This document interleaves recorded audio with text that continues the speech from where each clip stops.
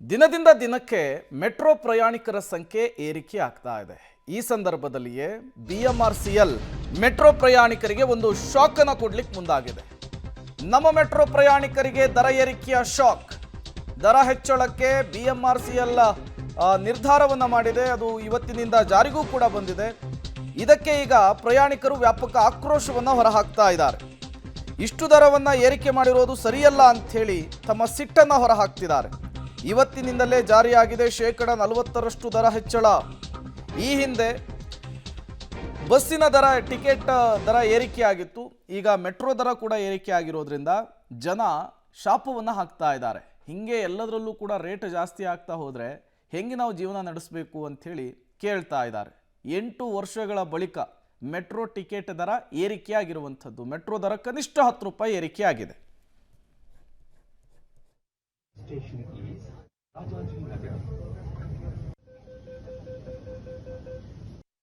Metro ಪ್ರಯಾಣ ದರ ಏರಿಕೆ ಆಗ್ತಾ ಇದೆ. ಸರಿ ಸುಮಾರು 42ರಿಂದ 46% ತನಕವೂ ಕೂಡ ಮೆಟ್ರೋ ಪ್ರಯಾಣ ದರ ಏರಿಕೆ ಆಗ್ತಾ ಇದೆ. ಒಂದೊಂದು ಸ್ಟೇಷನ್ಗೆ ಒಂದೊಂದು ರೀತಿಯಲ್ಲಿ ದರ ಏರಿಕೆ ಆಗ್ತಾ ಇದೆ. ನಾನೀಗ ಯಶವಂತಪುರ ರೈಲ್ವೆ ಸ್ಟೇಷನಿಂದ ಮೆಜೆಸ್ಟಿಕ್ಗೆ ಹೋಗ್ತಾ ಇದ್ದೀನಿ.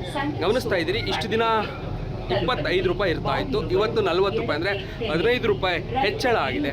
ಸದ್ಯ ಒಂದಷ್ಟು ಜನಕ್ಕೆ ಇದರ ಬೇಸರ ಕೂಡ ಇದೆ. ಯಾಕಂದರೆ ದಿಢೀರಂತ 45-46% ಅಷ್ಟು ಏರಿಕೆಯನ್ನು ಮಾಡಿದ್ರೆ ನಿತ್ಯ ಓಡಾಟ ಮಾಡುವಂಥವರಿಗೆ ಕಷ್ಟ ಆಗುತ್ತೆ ಎನ್ನುವಂತಹ ಒಂದಷ್ಟು ಆಕ್ರೋಶ ಜೊತೆಗೆ ಬೇಸರ ಕೂಡ ಇದೆ.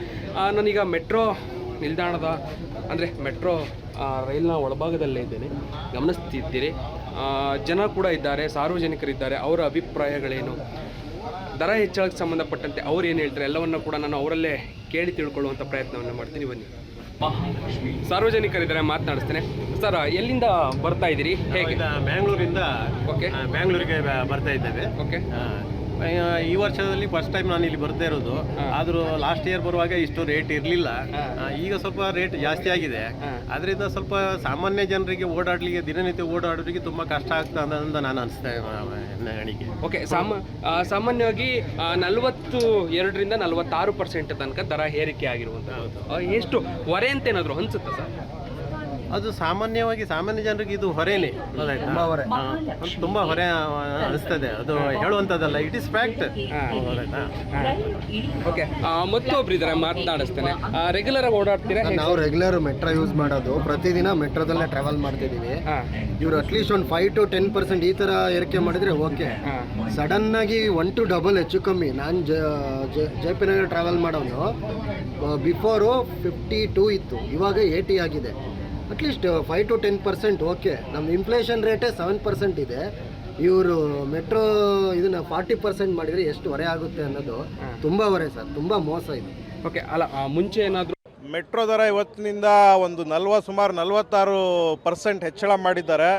ಸರ್ಕಾರ ಇದು ತುಂಬ ಕಠಿಣವಾದಂಥ ಕ್ರಮ ಏನು ತಗೊಂಡಿದ್ದಾರೆ, ಜನಸಾಮಾನ್ಯರಿಗೆ ತುಂಬ ಪರಿಣಾಮ ಬೀರ್ತಾ ಇದೆ.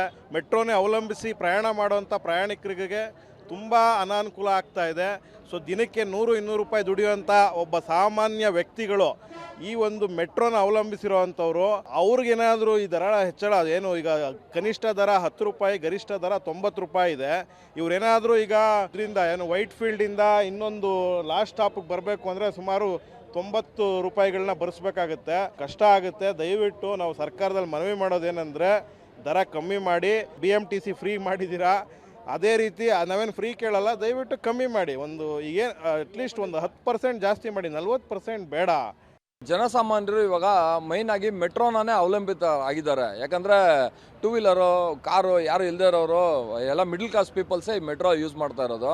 ಅದನ್ನು ಇವರು ಅಡ್ವಾಂಟೇಜ್ ಆಗಿ ತೊಗೊಂಡಿದ್ದಾರೆ. ಬಸ್ ಫ್ರೀ ಬಿಟ್ಬಿಟ್ಟು ಮೆಟ್ರೋನ ಡಬಲ್ ರೇಟ್ ಮಾಡಿ ಮೆಟ್ರೋನ ಲೂಟಿ ಮಾಡೋಕ್ಕೆ ಶುರು ಮಾಡಿಬಿಟ್ಟಿದ್ದಾರೆ. ಒಂದು ಕಡೆ ಪೆಟ್ರೋಲ್ ಡೀಸೆಲ್ ರೇಟು ಕೂಡ ಗಗನಕ್ಕೇರಿದೆ. ಮತ್ತೊಂದು ಕಡೆ ಮೊನ್ನೆ ಬಸ್ ಟಿಕೆಟ್ ದರವನ್ನು ಕೂಡ ಹೈಕ್ ಮಾಡಿದ್ದಾರೆ. ಈಗ ಮೆಟ್ರೋ ಕೂಡ ಟಿಕೆಟ್ ದರ ಏರಿಕೆ ಆಗಿರೋದ್ರಿಂದ ಬೆಂಗಳೂರಿನ ಜನರು ಕಂಗಾಲಾಗಿರೋದಂತೂ ಸಹಜ. ಈ ಕಾಸ್ಟ್ಲಿ ದುನಿಯಾದಲ್ಲಿ ಹೆಂಗಪ್ಪ ಬದುಕು ನಡೆಸೋದು, ಹೆಂಗಪ್ಪ ದಿನ ನೀಡೋದು ಅಂಥೇಳಿ ಸಹಜವಾಗಿಯೇ ಯೋಚನೆ ಮಾಡಬೇಕಾದಂತಹ ಪರಿಸ್ಥಿತಿ ನಿರ್ಮಾಣವಾಗ್ತಾ ಇದೆ.